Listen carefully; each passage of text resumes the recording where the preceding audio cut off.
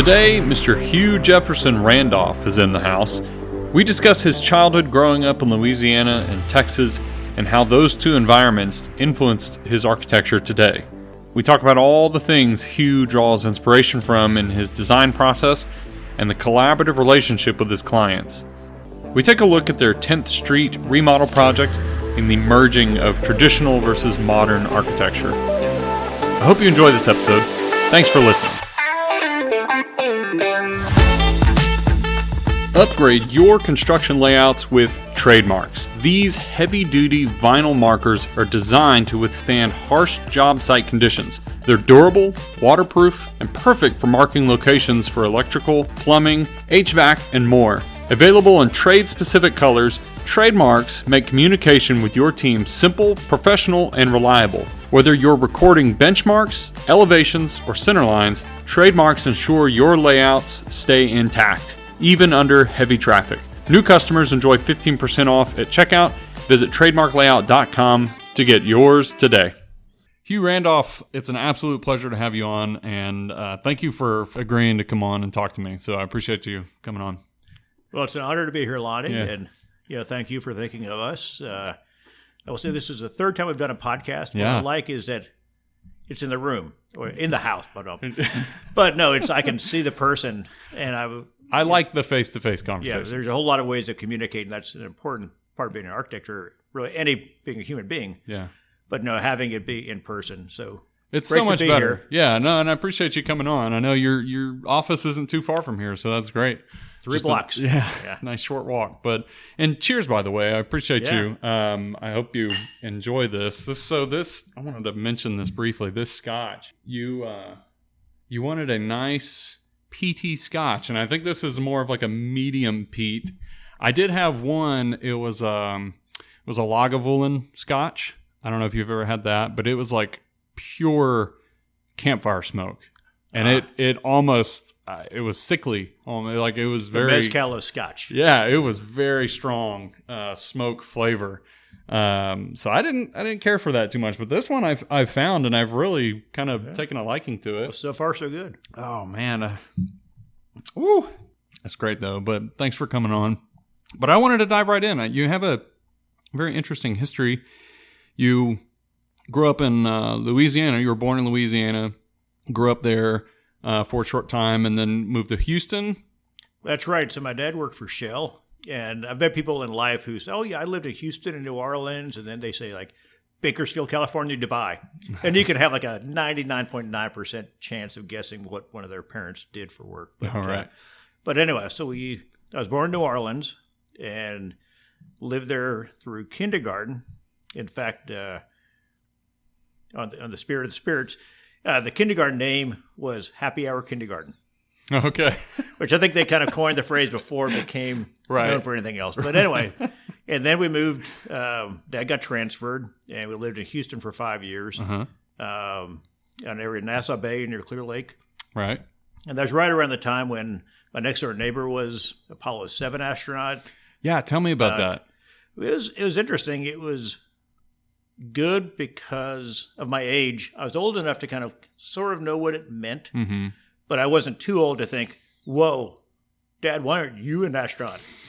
Yeah. And but it was exciting. I remember, when we had my parents had some neighbors over and watching on the grainy black and white TV and the landing and everything, kind of paying attention to it, but not so much. But next door was Apollo 7, and then actually the moon landing about 7 or 8 houses down was Apollo 11. But Mike Collins, he was the guy kind of compared to, like, he's a chauffeur, bringing kids out on a, date or something.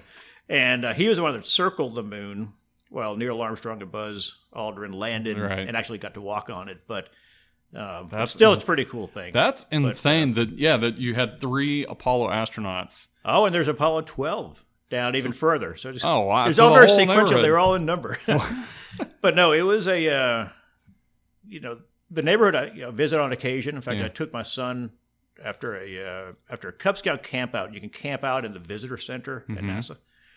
And we drove around afterwards, after sleeping on at least it's carpet, the floor in the museum. The next morning you're kind of groggy and you leave.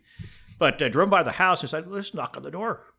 And so it was kind of a cool thing because at that point, he was probably the same age as I was when I lived there. So walking back into the house that you lived in, like 40, whatever, many years before, was just a very surreal experience.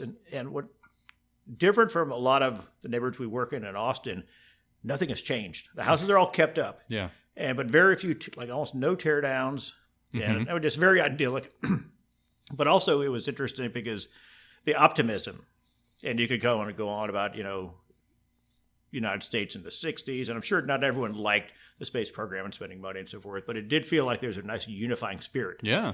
And I've met people, in fact, I have a client whose mother, the client is from India and actually lives about eighth of a mile away from here, just right over on 10th Street in Clarksville. Anyway, her mother is fascinated by the space program. And I started mentioning different astronauts that I had, lived near. Right. She knew them all. And she knew like which, it was like, and I realized, okay, here's somebody who, I guess, late 70s now, perhaps. But at the time, when she was living in India, was just fascinating. And it's only in hindsight that I realized, I kind of knew it was a big deal when I was a kid. But that optimism, that energy, that what can happen in the future. Right. And you realize this is a really big deal. It is, yeah. And, but as a kid, I thought, okay, well, that's kind of a cool thing for the neighborhood. But then when I meet someone like, again, like 45, 50 years later, who is so fascinated by it and whatnot, and there's people all over the world that that have those strong memories. And I would also say what's nice is positive memories. And so that was something that enjoyed living there, again, very idyllic. Then moved back to New Orleans and lived there for a couple of years. And then Baton Rouge is where, high school, and my mom and dad still live there. Oh, okay. But so all very different experiences. And I think looking back at it, it's always an intriguing thing, nature, nurture, what influences somebody, right? Yeah. But it was an interesting thing to kind of think that having that, the next door neighbor, Walt Cunningham was the guy, the astronaut, but his kids, I remember Brian and Kimberly, but he had like an Eames chair, one of the recliners, and it had like the little ottoman that could spin around. Yeah, yeah. And the mom came in. We realized we were just spinning around like, 7, 8, 9-year-olds or 6 or whatever age. And, it's like, don't do that. But they had a really cool, double height space with a balcony in their house. And they had the staircase was right out of the Brady Bunch, like the floating treads. Oh, sweet. And there's one time where it was a Canadian version they had this powdered drink called Tang in the 60s. Yeah. It was a big astronaut, Yeah, yeah. But they had a Canadian version of it. And so her husband had only gone up to space once. I mean, still a big deal. But we watched the filming of the TV commercial from that staircase, looking through like these suspended steel cables or something. And over, they'd take 1, take 2, take 3. But yeah, those are all kind of exciting memories, and just, again, that sort of sense of optimism in the future. What can create, that's not here. And then going back to New Orleans, we used to go to Mass down at St. Louis Cathedral, which, if you know New Orleans, Jackson Square, it's that iconic church right in the middle on the square in the French Quarter. Beautiful old historic building, and we'd park in a certain parking lot, walk through, the French Quarter. And just kind of getting that sense of tradition and history and ritual, not only the buildings, but also just the way of life there is very based on older patterns, right? Some good, some that are thankfully evolving, But I think that having that combination of just living in these two different places, was just very one interesting. Was like cutting edge and modern, right? And the other one is traditional and and so it's interesting having that kind of balance. And again, it could have nothing to do with the fact that we don't have a signature style as an architecture firm. Yeah, but I like to think that you can really appreciate a wide range of different things, as opposed to thinking, well, this is good architecture. Good architecture has to be of this. I've never met an architect who likes the word style. It's a sensibility, it's a philosophy, but I think it's okay to think about what it looks like, because ultimately that is the first filter that people engage architecture through. Sure. It also matters that it's sustainable, that it's helps social dynamic, that it helps, how do you move through a space? All those things matter, right? How you feel in it. But it is a visual medium for most people. And so I think that, again, what are those influences? But circling back, I don't think that you need to have it doesn't have to be dogmatic, You know, like there's a lot of people who like are classicist, you know, neo-traditional, and they think that anything modern, you know, it's, you're not good. People who are more modernist in their aesthetic, I look at it, I think, well, it kind of looks like 1927 Los Angeles or Berlin or something. It's almost a revival of a style that is, you know, it could look good, or, you know, Neutra, Schindler, all these other, you know, amazing architects. And you look at some of those pictures and you see them, and then you see like a Model T Ford or Model A in front of it. It's like, this is weird. Yeah. And then you realize this is, you know, really old. You see the people wearing, the women wearing the long dresses and so forth. But the building still seems very current. And I think that's about the fact that a lot of the more, say, current last 20 years, there's been a real revival of the mid-century and the, you know, the more kind of clean, minimal architecture. Yeah. Which I find very beautiful. Yeah. But at the same time, when people say it's of the moment, in a sense, perhaps it's really just a revival of another historical style at this point in time. Sure. Yeah. But yeah. So, what do you think? What do you think got you involved though in architecture? I mean, how did you? When you think back, I mean, what was it really that set you on that path of this is what I want to do? I want to design buildings, or I want to design spaces. Great question. Don't know exactly what. Nothing. You know, I think I've wanted to be an architect since I was like 8 years old. Yeah. I remember different milestones about that. Didn't know any architect until I was really in high school. Okay. It wasn't like my dad or uncle or neighbor or anyone else. It the sense of utilizing your imagination. Sure. Problem solving. Yeah, problem solving, and also just having the problem solving aspect of it is also obviously very important, very interesting, and I enjoy that part of it. But I also enjoy just the I say make believe. It sounds bad, but no, I enjoy having that. You know, if I wasn't an architect, I'd like to be a film director. Sure, I can see that. Yeah. And there's a few people that say, "Whoa, that's so different. It'd be kind of cool, like, you know, have a real radical change to what you're doing." And not that I would really take that path. And I would say you're creating a series of visual images to elicit emotions. Sure. So I think it's the storytelling aspect of architecture, and also having a physical, tangible end result, I think is great. There's other professions. You can be a teacher and influence people. There's a lot of different professions you can be in that that have a strong impact and lasting, maybe more than architecture. Yeah. But I think that having that kind of tangible, physical thing, you're creating something that is tactile. Yeah. But also how to word this? It's if you have a certain talent, not only is it a gift that you have inherently, but it's a gift that you give to others. That's true. And I think that most architects, especially residential architects, having the ability to kind of show something. Also, as if you're a kid coming home from school, showing your mom or your dad, hey, look what I did. Yeah. And showing something that is important to them. There's a lot of emotions involved in, you know, you're a contractor, you know how it all plays out. But most people never build a house. And when they do, I would say the majority, percentage-wise, don't really work with an architect to begin with. So the people who do, many of them have thought about it for years and years. Yeah. And it's a strong passion. They don't want to get it wrong. Yeah, so there's a lot of emotion. There's some tension. And so you really want to kind of make them happy. You want to see them smile. It's a big investment. Yeah, it's a huge investment. Yeah. And a lot of emotion is part of it. But no, it's great when you can kind of have somebody look at something, either a proposal or when it's all done, even more importantly, where they just, wow, this is something. I'm not going to say it changes their life. That's a little bit too lofty. Sure. But it's something that they care quite a bit about, and that you're able to kind of be part of that team and listen to them, you know, help them, give them a voice to what they're not oftentimes able to articulate. They know what they want usually they know what they want based on what they've seen or lived with. And maybe what they've lived with is something that they really liked and they want to repeat it. Sometimes that's a perfect fit. Other times I say, well, you know, that worked in your old house. Yeah. But with all these other things, maybe it's not the best solution. Sure. But let's kind of brainstorm and figure out how we can get to that. Or they have something that they didn't like. Like, I had this big long hallway, my old house. I don't want any hallways. It's wasted space. Maybe the hallway had no natural light. Maybe it's too narrow to put art or furnishings or have it be a space. But a lot of old buildings have these beautiful galleries where, you can make your hallway twice as wide and add maybe add 80 square feet to the house or something. Yeah. Minimal. But again, sometimes people react to like, I don't want this because they had bad versions of those things in the past. Okay.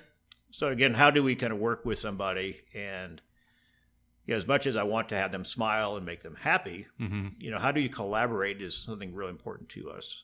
How do you approach that? I mean, let's say you have a new client. I've read about this sort of this collaborative design approach. So you're kind of teaming up with the owner, and everybody has an equal voice, I guess, in the conversation in this design. So how do you go about what's y'all's process, your design approach? Typically, you have the site, and you have the architect, and you have the client, and you think of it as three forces. We give a voice to the site. Now, the site could be a piece of ranch land. What's the topography? What's the drainage? What's the solar orientation is huge. Where are the views? Yeah. The site could be somewhere we do a lot of work in Castle Hill, Clarksville, different Old West Austin.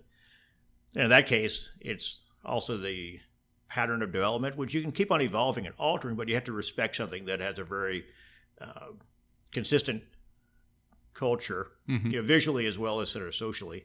And how does that play into it? Like I wouldn't build a big wall in front of a house there because most of the homes are very friendly and they have a public face, which is engaging and so forth. But I think that you listen to all the different voices, the client, the site, and also most of our clients, are two people, spouses. Sure. Yeah. And so you have to sort of mediate between those and find the common ground, of course, and all that. But we really try to listen to what the goals are initially. We also have certain inspirations, visual, almost like a movie in our head about like, this is what it's going to look like or something. We try to kind of dampen those a little bit. Yeah. Just because you want to kind of be open, to having the best solution emerge from the factors of, the program, the function of the house. Budget, of course, is a big one. Have those conversations towards the beginning, much more so than we used to. Right. Because it's the other, you could even say it's a bigger force perhaps, but it's a reality. And so all those things, you start to kind of give some shape to it. If it's a house in town, also there's the city regulations, setbacks, height limits, McMansion rules, etc. But really having all those, sometimes there's imagery or pictures. At this point, most people who come to us, they know our work. And if I get a phone call, quite often we'll say, which project kind of spoke to you the most, or which one do you like the most? And if someone says, I haven't seen your work, well, then you can know, like, well, how did they? Yeah. How many hundreds of people are they calling? But at the same time, years ago, we had a client who actually, it was a potential client. Okay. Where they said, I really, really like meeting with you. You're a nice guy. ... But, we wanted someone who did more modern work. And I remember thinking, I thought they wanted something more traditional. When I showed them different projects, even toured them through a couple of houses, showed them more traditional, and I should have shown them the modern ones. So it's fine. They worked with someone, beautiful house. In fact, I think it ended up being on the AIA tour a long time ago. But so the next time, like 2 months later, someone reaches out. Hey, we're considering hiring an architect. And so I showed them all these modern houses. Yeah. They call. Emailed, well, I think it's a phone call back. It's like, we really like you, but we want something more traditional. And that's when I realized you can't please everybody. Yeah. But you also have to know, like, what is it, using our past body of work is quite often, even if we don't ask, they'll say, hey, we really like this house. So they'll give you some feedback, as to kind of where along a spectrum of possibilities speaks to them the most, that touches them the most. And then making sure, though, that we have no interest in, and our clients don't either, of copying something we've done in the past. Yeah, absolutely. So what's the spirit of that what is it they like about it? Mm-hmm. And sometimes it's not what I would expect, but and quite often it's just like, oh, we like brick, or we like whatever, and more superficial. But then as you get to know them as people and really know what their goals are and know what the land is sort of telling us, mm-hmm. Then that starts to give form to it. There are certain times where a client will come to us with a very set, clear goal of what they want. Sure. And they just need to kind of help figure out how to make it into 3D or something. But yeah. again, most of the time when we start that way, we find that a third of the way through, we kind of revamp and say, there's another architect here in town, Nick Deaver, is someone who has said the phrase, for me, an ideal client is someone who shares their goals, not their solutions. And we're thinking, I don't know, and then it was an interesting thing because it was actually the client that we had, I guess, talked to Nick and shared that, that he had said that, but they ended up hiring us because during the interview, I guess I had a lot of opinions. And at one point in the whole process, there's a little bit of a, what the budget's going to be and overruns and different things. And, but she was really wonderful. She could tell that I was like a little bit stressed about, what the project, and it was already under construction.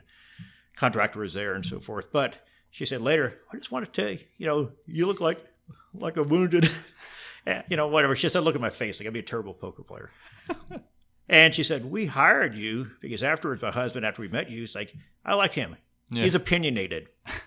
And I guess it's a matter, again, how do you guide somebody, nudge somebody, coax somebody? Because if you know that if they share like, okay, here's what we want. We just want you to figure out the garage, or here's what we want. Sure. And you look at it and you think, I can try to make it better. But you're always going to have a ceiling of how good it can be because the inherent organization, and which is fine. We've been doing what we've been doing for a long time. This is our skill set. And we don't expect a client to come up with a floor plan.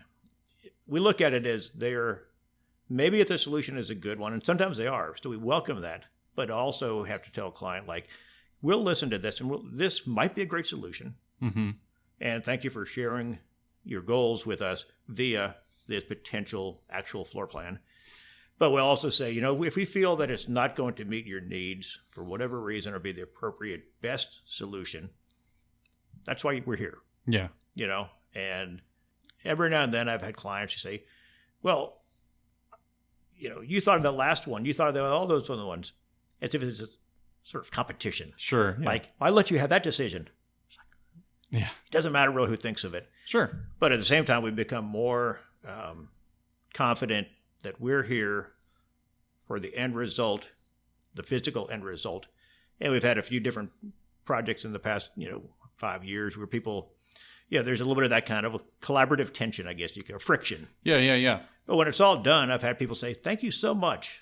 Now I understand why it's important to keep this one little window. When the afternoon light comes in, I see it moving across the floor or something, or, and that makes you feel good. It makes you feel because the times where they are, why is this so important? And there is a real decision fatigue in most projects, especially when you want to engage everyone in the conversation. Yeah. And so having that ability when it's all done and you realize, or more importantly, they's like, oh, okay, now I get it.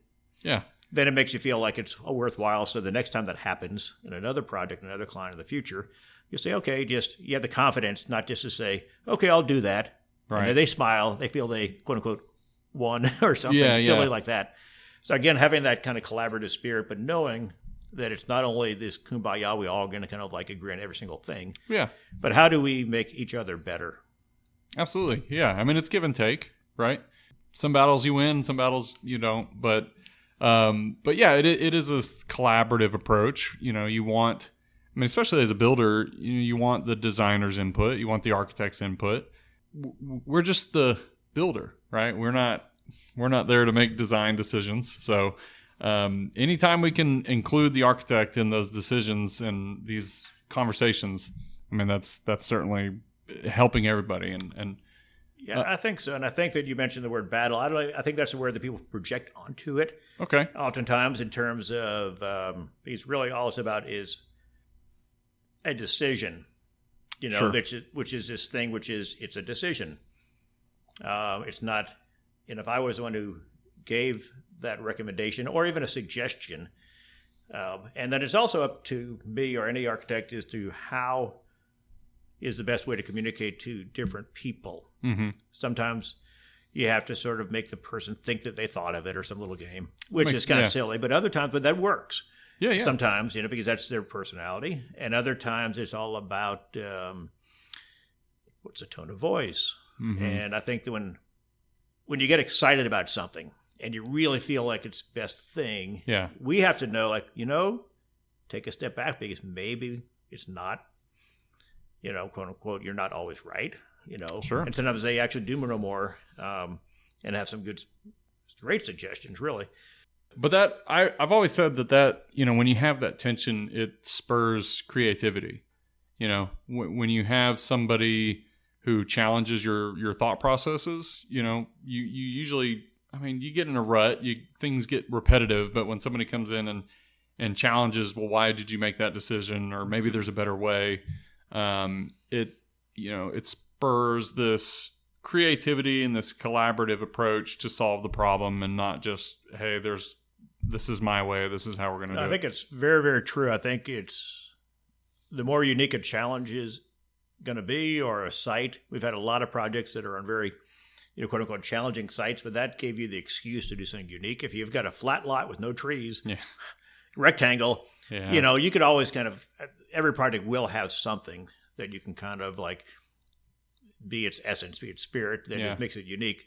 But if you have the site and those constraints, provoking that, then that's really inspiring. Where do you, on that note, where do you really draw inspiration from? If you're starting with a blank piece of land, y'all don't particularly have a set style, and as you alluded to earlier, architects don't really like to say they have a particular style, but when you look, from project to project, there's no one element that seems to repeat, from one job to the next. Everything seems to be fresh and new. So where do you draw the inspiration from, and, how do you arrive at the design? Interesting question, and almost like two questions there in a sense. The conclusion of the design is one thing, but the inspiration, I would say, my biggest inspiration is probably seeing other places. Right. And thinking, I love to travel. Like, for example, in this past year, went to a friend's wedding in New England, a relative, and my son was working up in New York City at a restaurant. And so visited New York. Mm-hmm. Actually, then a week later, Lutron flew me up there on a trip, so I get to see, but been there a fair amount. But and then our younger son is now a freshman out at USC. He's in Los Angeles. Okay. And so the two of us, a little plug-in, drove my Rivian electric car, all the way out to LA and back, Grand Canyon.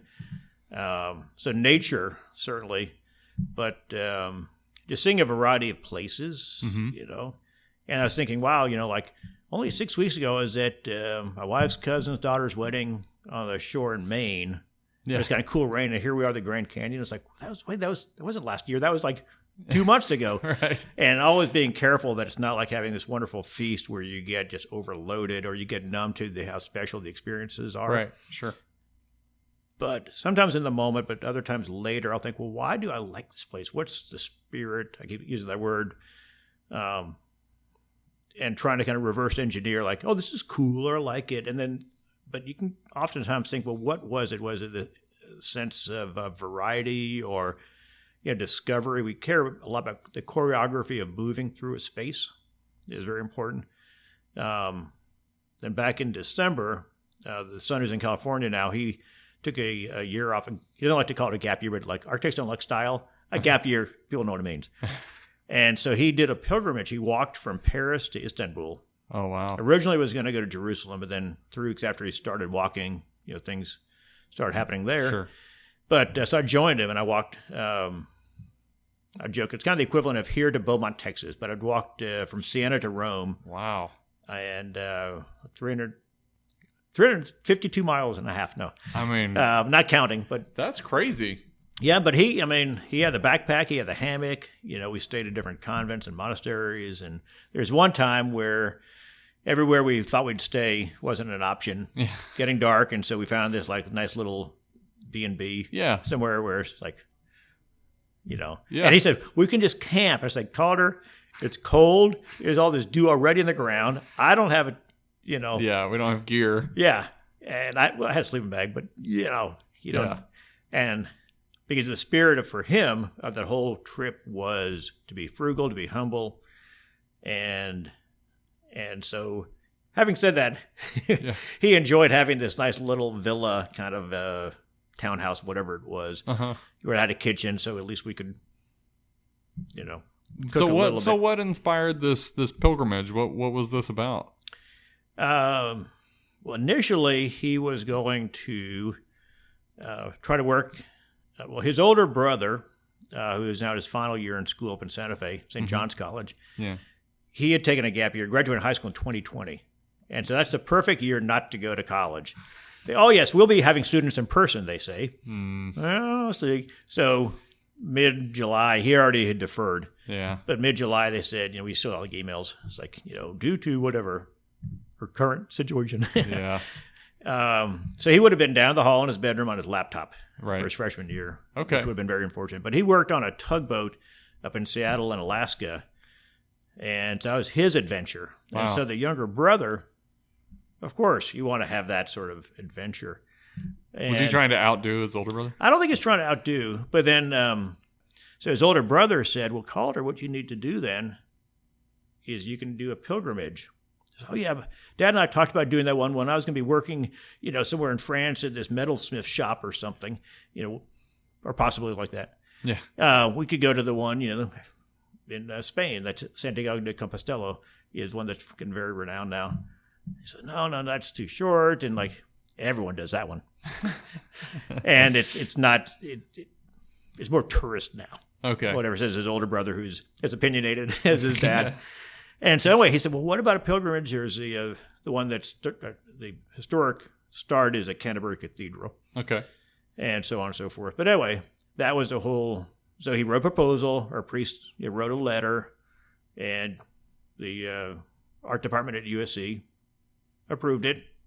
Nice. And so that's the whole story. I mean, that's how it got started. There's 1,000 stories from his walk, but I can imagine, man. That seems like such an awesome adventure to go on. But so okay, you we were talking about inspiration, like where you draw inspiration from. So you were talking about you travel, you're going from basically one end of the country to the other, and you're seeing everything in between. These pilgrimages where you're seeing different parts of the world, different parts of the country. So how do you sort of bring that all in, and really how does that inspire the design? I could joke and say also look at Instagram way too often, but what I do is oftentimes artist or landscape. Austin has an amazing architecture community here, and very, very fortunate, friends and just the camaraderie, and we all learn from each other. We all kind of raise the bar, I think. Having said that, there's only a couple, if any, local architects that I follow because I already see the work. Yeah. And I'd rather kind of get inspiration that's not getting into, even if you think you're not in a bubble, it's easy to get into one. Sure. And so looking at, again, a lot of love landscape architecture, art, and, movies, less so. I used to be much more, watching them anymore, but getting inspiration from those or hotels, boutique hotels, in particular restaurants. Okay. There are a lot of points of inspiration, but I'd rather a client give me 50 pictures than 5. Because then you start to get patterns. If, you can say you throw 1,000 things at the wall, but if you soak it all in and you get so much data, so much visual information, you start to kind of, there's no one, say, channel that's really overly influencing you. Yeah. And then you have to distill it. I could use the old cliche of it's like gumbo or something, in terms of like the mix of everything. Yeah. Or jazz music. When do you have, And also music is something that I am not a musician, and I won't embarrass my kids by singing right now or anyone else who's or pain any other listeners. Yeah. But no, I think that having, I listen to a lot of podcasts about music producers, everyone from, Pharrell Williams, or USC is going to have their parents visit day, and they're going to have these guys from the 80s and 90s, Jimmy Jam and Terry Lewis. They were like with Prince. It's a whole new sound, Sure, yeah. But I think of the music production and writers. I don't care if it's on a computer. I don't care if it's auto-tuned, quite honestly. It doesn't have to be just the guitar player and being sincere and authentic. But I think it's a creative endeavor that is removed enough from architecture that if I were to look at art or sculpture, then it might start to formally and visually be influenced. But I think of, songs, and it's becoming more common, I guess, but, mashups between different styles. You'd never think like, wow, there's this acoustic guitar and a techno song. Yeah. And it's that contrast. It's a juxtaposition, the collage of all these different things that I find. And when I see that in music, or when I hear that in music, I think it's all, that's very interesting. How do you take these different things, or if you have like this constant beat, now everything is on a loop. Mm-hmm. And you realize there's certain songs, again, like Pharrell Williams and Missy Elliott and all these different 90s. They would have this, like, when you realize there's that same background over and over the entire song. It's kind of like this mantra, right? Yeah. And then all these other kind of quirky things can kind of bounce around because you have that constant throughout. Sure. And that's true in architecture. If you wanted to have a lot of cool variety, you need something to be that underlying, bass rhythm beat. Yeah. And again, not a musician, but I find that I love listening to music. And I think as an art form, there are parallels between it, or in food, you can have like a starch and then you have all the spices. But if, like, when I was a kid, we'd like take everything from the pantry and like, we're going to cook. Yeah. Well, try this spice, that spice. It was terrible. Sure. And again, you need that balance. And so looking at different forms, whether it's more music than food, but finding that kind of common ground in any kind of creative endeavor. And for me, that's much more helpful than if I'm too influenced by, oh, look, there's shiplap siding, or look at the pitch of that roof. That becomes like a hemline or something in fashion. Although I have mixed thoughts about how important fashion might be for the world, but it is an art form. Sure. And years ago at UT in the late 90s, they had Stanley Marcus, they had Tom Ford, who was already pretty renowned, but then, Gucci and everything else. Mm-hmm. And Todd Oldman, all these different fashion designers that came in. And I think Kevin Alter, architect here in town, sure, had helped to moderate some of it. And but again, that interesting thing about, texture, shape, culture, of course. Like, what's the message that what you're wearing? It's almost like a tribal costume. You can read a lot of visual social clues by what someone wears. It becomes their sort of, tribal identity about who they are, or who they want people to think they are. Yeah, that's very true. Yeah, so there's all sorts of things where, I find that looking at things beyond architecture is more inspiring to me, and hopefully it keeps us fresh. Yeah, and not just repeating what someone else who we admire did, 5 years ago when you see a picture of it somewhere. I kind of wanted to touch on something you said about contrast, and that's something that I've noticed too with some of your work, is this just stark juxtaposition of old versus new. You have traditional versus modern, literally just kind of merged into one. And one that you've done fairly recently is the 10th Street edition, where it was remodel or an addition, and it was very modern addition that was kind of just stuck to the side of this, older, I don't even know the style of the house, but it was, this old house, and then you see this modern yellow steel, big windows and very sleek lines, board formed concrete, So, why do that? Why have this contrast of old versus new versus trying to stick with, what was there originally? Well, I'll start by saying that I think that there is validity in both approaches of adding on to historic homes. Mm-hmm. We've done some others. In fact, this morning I was out at a ranch out in Hays County, and it's like just a 1950s limestone house, but we're using the same pattern of stone. At first we thought more contrasting, but Yeah. so I think there's something to be said for, wow, it looks like it was always, that was an addition. Yeah. Nothing wrong with it having to make a statement. The 10th Street house, they've got a nice view of the Capitol. They wanted more space. Well, actually, from the house, they really did, because it's big, amazingly beautiful, big live oak trees. Yeah, I've seen that one. But if they were to add on, they wanted a little more space and they needed circulation. This particular home had 3 levels, a basement, attic, and middle level. No staircase between the 2 levels. Really? And I ended a meeting when the work was almost all done. I was showing my family they were in town visiting, and my niece was in town. And I remember this older gentleman, it's a Sunday, 1 o'clock or something, well-dressed, Oxford shirt, khaki pants, an older gentleman and someone about maybe my age. And said, "Oh, can we look around?" It's like, "Well, sure, I'm the architect, and I don't know, it's not my house." And so, "Well, we used to live here."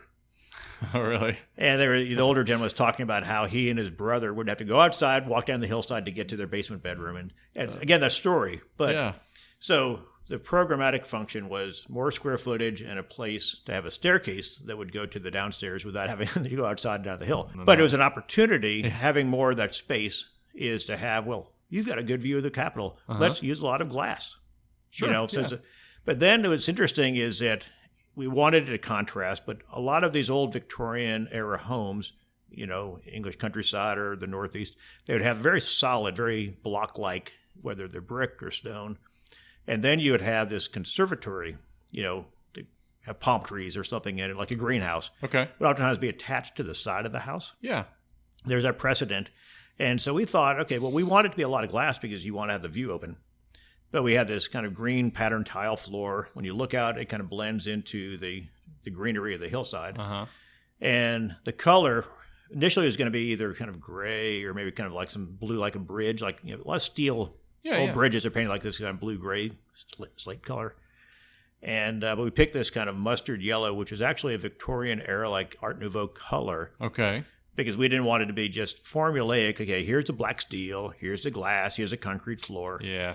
And so it's interesting, and also the way that the windows open. A Drop House here in town. I love Drop House. I've had them on. And they help with the windows, and the handles are like a big knife handle of wood. And so they even brought mock-ups. Hugh, how does this handle feel? Is it big enough? Those guys are awesome, man. They think of everything. And they said, okay, well, do you want to pull the lever up or down? Because the windows there, rather than just simply sliding or something, they open. But again, if you look at these old greenhouses, oftentimes their flaps would be like an awning window. Right. It'd open out like an awning. And so it's not meant to walk in and say, this looks like an 1876 London greenhouse. That's not the intent, but hopefully some of those subtleties, make it contrast, but also in a more subtle, subliminal manner. Kind of have is there a little bit of the essence of something that's older? Yeah. And it's again in that spirit. But nobody likes it. Sometimes it's a functional thing. You got a good view. You want a big window. Right.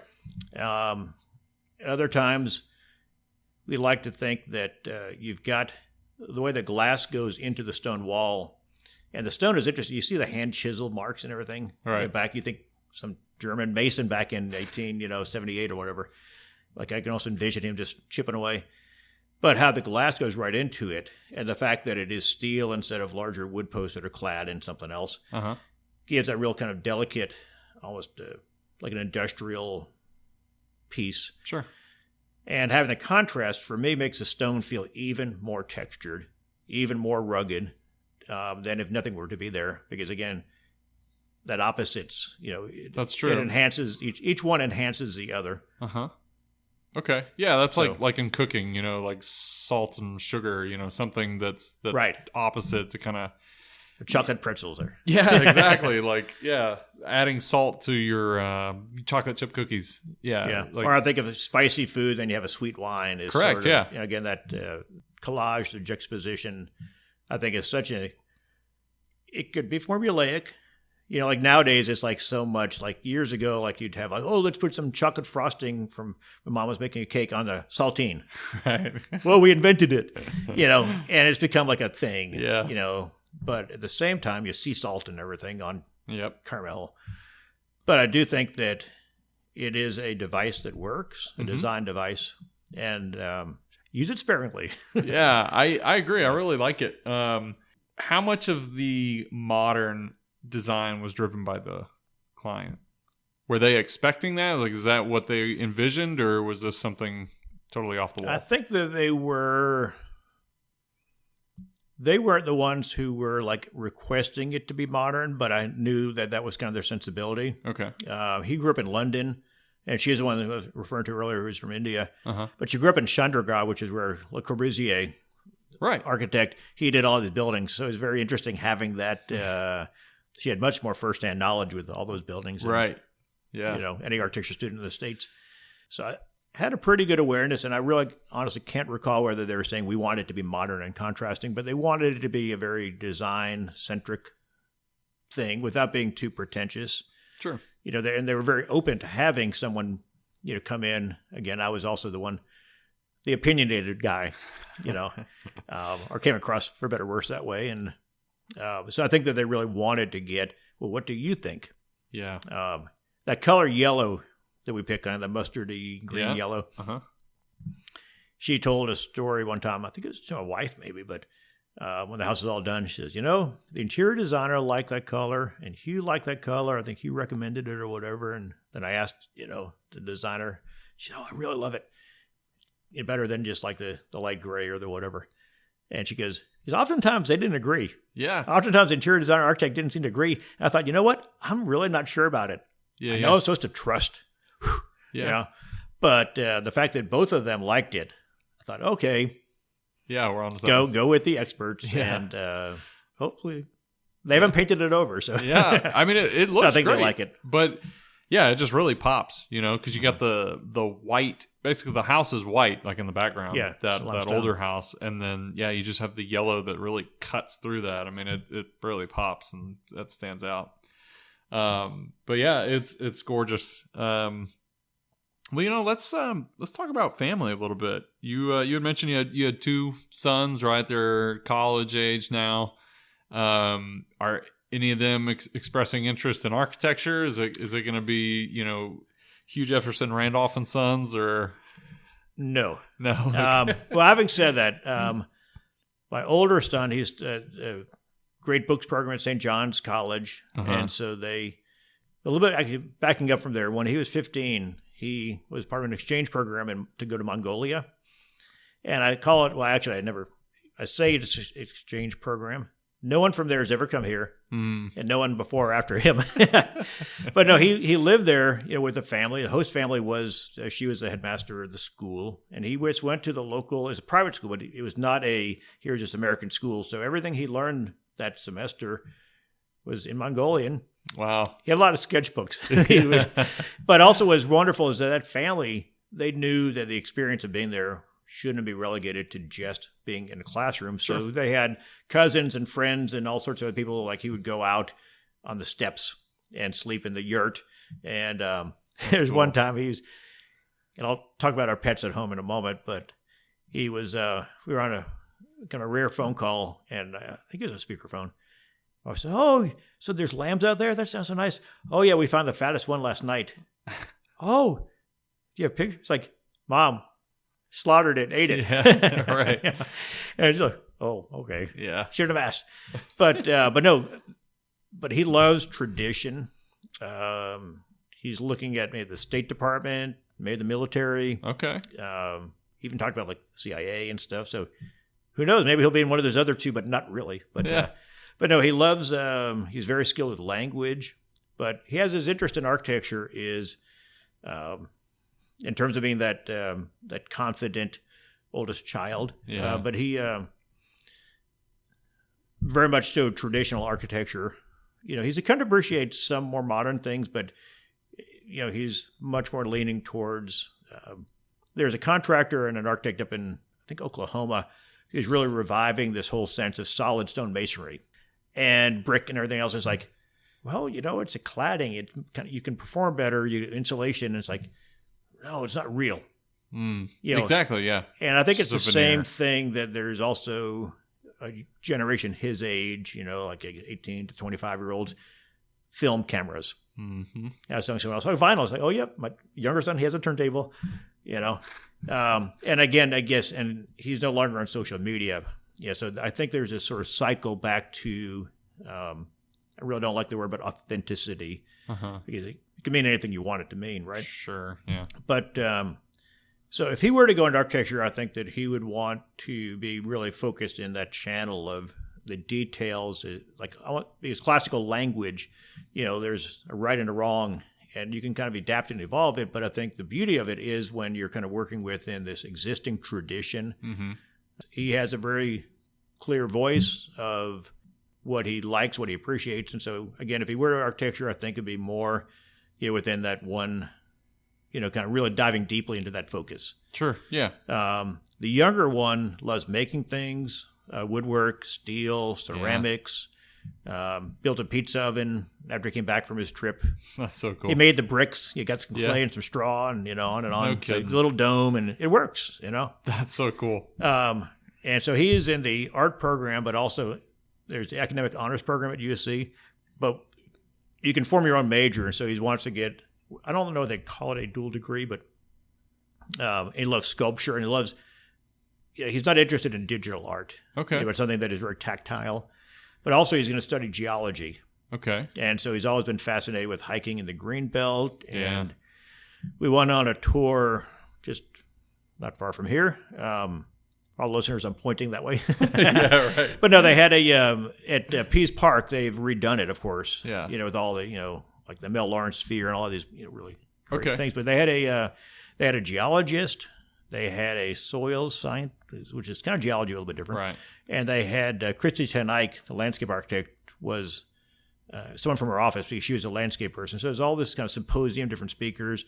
And at the end of that, he goes, I really want to be. They even had a soils engineer, I guess is what it was. The guys that tell you how bad the clay is and how expensive your foundation is going to be. But he loves a story that you can learn, when, like, we went to the Grand Canyon, a few weeks ago, whenever it was. And again, just you see the layers. Yeah, and you see all those. It's kind of simplistic, but when you really start to listen and learn, it's like, it's not just this pretty thing. Whoa, wow, look. But, learning the story that it's telling you, you see the fossils in the local limestone, and it's like, you can have somebody say, this used to be underwater. Yeah. But when you see that, it's like, again, this physical remnant that, again, tells that story. Yeah. So I think that whatever they might do might not even be a profession that is really that established now. But I think that whether they stay with the same thing or do a variety of things, they're both very entrepreneurial. That's good. So I don't know if they would go into architecture, or, to what extent would they even, want to have many different careers. Well, Hugh, what do you do for fun outside of work? Work is fun. That's true. Yeah, no. That you're not. Yeah, I mean, work is fun. I definitely enjoy what you do, and I enjoy what I do. And now that I'm an empty nester, I guess I'll need to find a hobby. But travel, I think, is the number one thing. Yeah. I could say wasting time with last couple of years fantasy football, kind of linked to the game. Oh, really? Yeah. I haven't got into it yet. Yeah. But so no. Sometimes it actually, I think it's very good to, whether something as mindless as that, that you get totally pulled into something, right? Yeah, absolutely. And you realize, I'm too old for this, but nonetheless, I think it's good. Or just going out with friends, happy hour, etc., sort of thing, or even just watching, like binging on some Netflix, or whatever show. I think sometimes can be just sort of healthy. I mean, in terms of that, used to run, walking more. I walk to work quite often, and it's like 1.9 miles, and I try to take a different route sometimes. But that's good. But no, just finding seeing more live music, now than that's fun. People who I know live in other cities, like, oh, you must see all this music. And it's like, yeah, with a 5-year-old and a 7-year-old, like, we just really didn't do that. Yeah. Well, understandably. Yeah, but more so now, the last couple of years. That's good. Yeah, I know what you mean. Like, you don't have the opportunity to get out that often. But yeah, we really enjoy comedy shows. Like, we'll go, anytime there's a big somebody big coming to town, we'll try to get tickets, live music, stuff like that. Yeah, right up my alley. Yeah, we're taking, I think tomorrow night, my wife has signed us up for, you don't have to sign up, 2-step lessons. Oh, So really? yes, dear. For her or for you? Both. I think that there's different reasons, like different events that we were going to go to, or dance hall out in the hill country or something. Yeah. But mainly just it's a sort of thing that, like our two sons, it's interesting how things go in cycles, but their go-to spot, and I guess you can go when you're under 21, is Broken Spoke. Yeah. And they went to summer camp out in Fort Davis, and so they would learn, all of that, Right. the Western culture that I didn't really pick up. Sure. In New Orleans or Nassau Bay.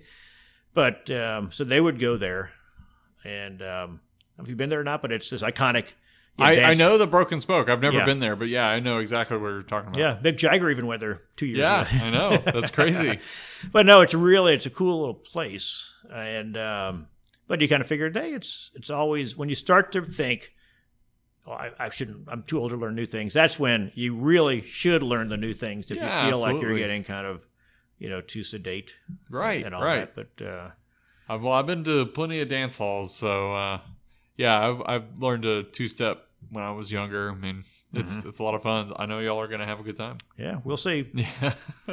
Hugh, it's been an absolute pleasure having you on, and I appreciate you sitting down with me and taking time out of your day to talk with me. So I appreciate it. All right. Well, thanks, Lonnie. And hopefully I texted someone on the way here. It's like, oh, I'm off to tape a podcast. And hopefully I'll impart a few words of wisdom, or if not, some humor. So Absolutely. Well, on that note, I think you've done both. I appreciate it. yeah. Thanks Well, thanks Hugh. again. Yeah, thank you.